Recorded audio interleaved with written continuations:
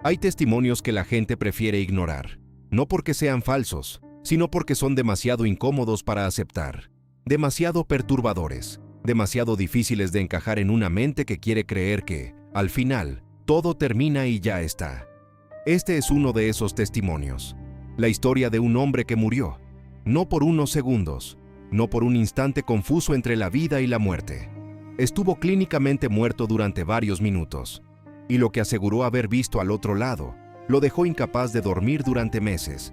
No vio luz, no vio ángeles, no vio a sus seres queridos esperándolo con los brazos abiertos. No sintió paz, no sintió alivio, no sintió descanso. Vio el infierno. Y dentro de aquel lugar, entre gritos, fuego y una oscuridad que parecía tener vida propia, reconoció un rostro que jamás esperó encontrar ahí. Un rostro familiar, un rostro que millones de personas habrían podido reconocer.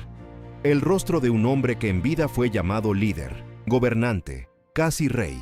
Un hombre temido, un hombre poderoso, un hombre que parecía intocable. Y cuando volvió, nunca volvió a ser el mismo. El año era 1997. Según el relato, el pastor David González, un misionero evangélico de origen colombiano que trabajaba en el Medio Oriente, sufrió un paro cardíaco fulminante mientras predicaba en una pequeña iglesia en Beirut. Todo ocurrió de forma repentina. No hubo tiempo para despedidas. No hubo una lenta agonía. Fue un colapso brusco, una interrupción total. Las personas que estaban presentes al principio pensaron que se había desmayado por el calor o por el cansancio, pero en cuestión de segundos quedó claro que era algo mucho más grave. Su cuerpo no respondía, su respiración se había detenido, y el pánico comenzó a apoderarse de la sala. Algunos intentaban orar, otros gritaban pidiendo ayuda, y los médicos locales que lo atendieron lucharon durante largos minutos para reanimarlo. Minutos que parecían eternos, minutos en los que, humanamente hablando, todo parecía perdido. Finalmente, después de un esfuerzo desesperado, lograron hacerlo volver. Pero cuando abrió los ojos, no lo hizo como alguien que despierta aliviado por seguir con vida. No lloró de gratitud, no preguntó dónde estaba, no trató de incorporarse, lloró de terror. Sus manos temblaban, su mirada estaba perdida, su respiración era agitada. Parecía alguien que había visto algo demasiado grande, demasiado oscuro, demasiado real como para explicarlo de inmediato. Y las primeras palabras que pronunció, según quienes estaban ahí, fueron estas: lo vi ahí, Dios mío, lo vi ahí. Nadie entendió a qué se refería. Nadie en ese momento pudo imaginar lo que estaba tratando de decir. Durante semanas, el pastor González se negó a hablar de lo que había experimentado. Cada vez que alguien intentaba preguntarle qué había visto, él desviaba la mirada. A veces guardaba silencio. A veces solo decía que había visto cosas que ningún ser humano debería ver, cosas que no deseaba recordar, pero que no podía olvidar. Su esposa fue la única persona con la que comenzó a abrirse poco a poco. Ella misma diría después que notó en él un cambio radical. No era solo miedo, era como si hubiera regresado con una certeza nueva, dolorosa, imposible de borrar. Durante noches enteras no pudo dormir. Se despertaba sobresaltado, oraba en voz baja, lloraba solo, y en varias ocasiones repitió la misma frase: si la gente supiera que ese lugar existe de verdad, viviría de otra manera. Con el tiempo, su esposa logró convencerlo de grabar su testimonio, no para buscar fama, no para llamar la atención, sino porque él mismo sentía que, si había vuelto, era por una razón, como si se le hubiera permitido regresar con una advertencia. Ese testimonio, según la historia, fue publicado años después en una pequeña revista cristiana. Pasó desapercibido para casi todos. Se perdió entre páginas, entre archivos, entre relatos que pocos leyeron. Pero quienes lo escucharon de primera mano aseguraban que había algo en sus palabras que era imposible fingir. No hablaba como alguien que había leído sobre el infierno. Hablaba como alguien que decía haber estado allí. El pastor describió el momento en que su espíritu abandonó su cuerpo de una forma que estremeció a quienes lo oyeron. Dijo que no se sintió como un ascenso. No fue un vuelo suave. No fue una elevación luminosa. No fue la sensación de flotar hacia la paz. Fue una caída violenta, como si algo invisible lo hubiera sujetado y arrastrado con una fuerza imposible de resistir. Según sus palabras, Sentí que algo me jalaba hacia abajo con una fuerza que no podía detener. Era como si la gravedad se hubiera vuelto insoportable. Y cuanto más descendía, más oscuro se volvía todo. No podía controlar el movimiento. No podía luchar. No podía gritar. Era arrastrado hacia un lugar que, desde el primer instante, le transmitía una certeza terrible. No era un accidente, no era un sueño, no era una ilusión.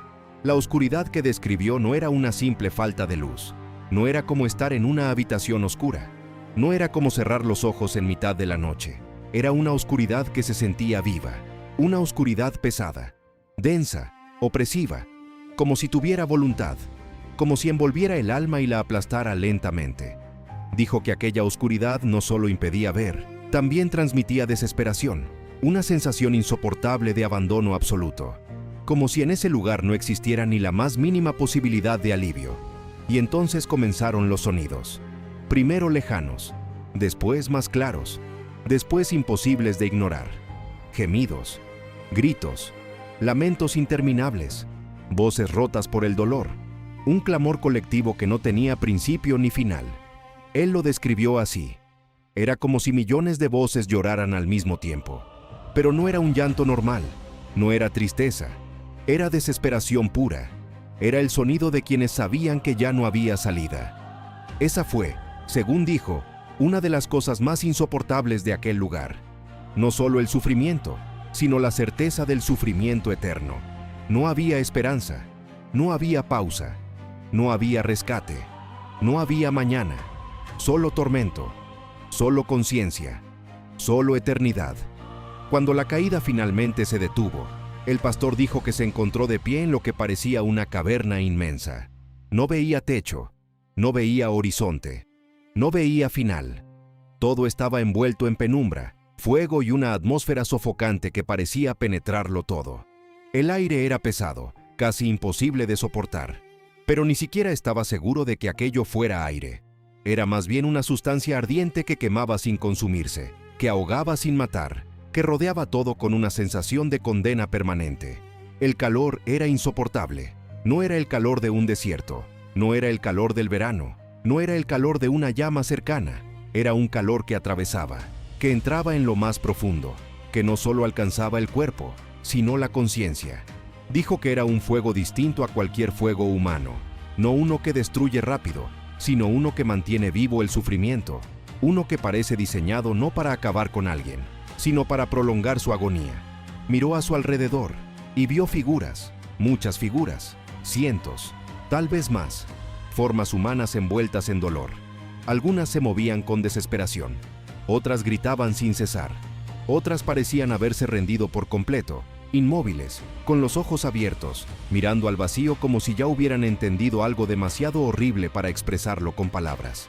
Lo más perturbador, según dijo, no era solo verlas sufrir, era ver que sabían por qué estaban allí.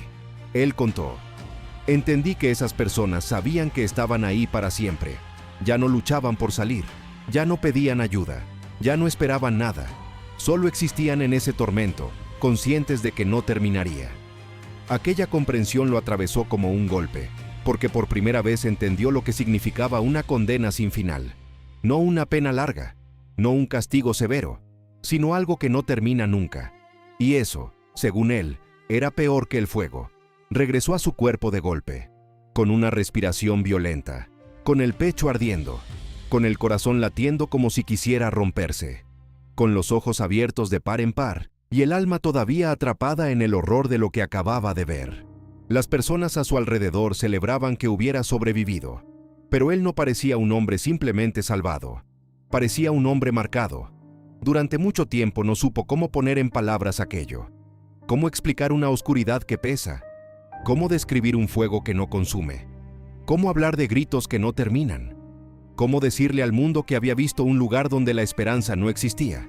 Y, sobre todo, ¿cómo explicar el rostro que reconoció allí? Un rostro famoso, un rostro poderoso, un rostro que le enseñó, de la forma más brutal posible, que la fama, el dominio, la riqueza y el poder humano no significan nada frente a la eternidad. Cuando finalmente accedió a grabar su testimonio, quienes estuvieron presentes dijeron que hubo largos silencios entre una parte y otra. No hablaba con dramatismo teatral. No levantaba la voz para impresionar. No parecía alguien tratando de convencer. Parecía alguien reviviéndolo. En un momento de la grabación, hizo una pausa muy larga. Bajó la mirada. Respiró hondo. Y después miró directamente a la cámara. Lo que dijo entonces quedó grabado en la memoria de quienes lo escucharon. Dijo: no les cuento esto para asustarlos. Les cuento esto porque yo mismo necesitaba verlo para creerlo. Pasé años predicando sobre el cielo, sobre el infierno, sobre el juicio. Pero una cosa es hablar de ello, y otra muy distinta es verlo. Cuando regresé, entendí que el hombre se engaña a sí mismo pensando que siempre tendrá tiempo. Tiempo para cambiar, tiempo para arrepentirse, tiempo para buscar a Dios. Pero no sabemos cuándo será nuestro último día. Volvió a guardar silencio, y continuó. Lo que vi me enseñó que el poder no salva a nadie. La riqueza no salva a nadie. La fama no salva a nadie. El respeto de los hombres no salva a nadie. El título de rey no salva a nadie. Solo una cosa importa al final. Y en el fondo, todos saben cuál es. Aquellas palabras no fueron gritadas. No necesitaron serlo. Tenían el peso de alguien que ya no hablaba desde una teoría, sino desde una convicción nacida del espanto. Según quienes lo conocieron después de aquel episodio, el pastor nunca volvió a predicar de la misma manera. Su tono cambió, su urgencia cambió, su mirada cambió. Ya no hablaba de la eternidad como un concepto lejano, hablaba de ella como de una realidad cercana, como de una puerta que puede abrirse en cualquier momento, como de algo que no depende de si uno está preparado para creerlo o no. Porque, según él, la verdad no cambia solo porque el ser humano prefiera ignorarla. Y quizá eso es lo más inquietante de este testimonio. No solo la visión del infierno, no solo la descripción del fuego, de los gritos o de la oscuridad, no solo el rostro famoso que reconoció en medio del tormento. Lo más inquietante es la idea de que muchas personas pasan su vida entera convencidas de que siempre habrá una segunda oportunidad, de que la muerte está lejos, de que el juicio es una metáfora, de que el mal no será llamado a cuentas, de que todo termina en el silencio. Pero este hombre volvió diciendo lo contrario. Volvió diciendo que existe justicia, que existe memoria, que existe consecuencia, y que hay decisiones que pesan mucho más de lo que imaginamos mientras todavía respiramos. Tal vez por eso tantos prefieren no pensar en ello, porque si fuera verdad, entonces no podríamos seguir viviendo de la misma manera. Ahora quiero preguntarte algo. Si este testimonio fuera real, ¿qué cambiaría en tu vida hoy? ¿Crees que existe una justicia perfecta después de la muerte? ¿Crees que el bien y el mal reciben finalmente su respuesta? ¿O prefieres no pensar en ello? Déjame tu opinión en los comentarios. Y si este relato te impactó, compártelo con alguien que necesite escucharlo hoy. Porque a veces, un solo testimonio puede sacudir una conciencia dormida. Nos vemos en el próximo video.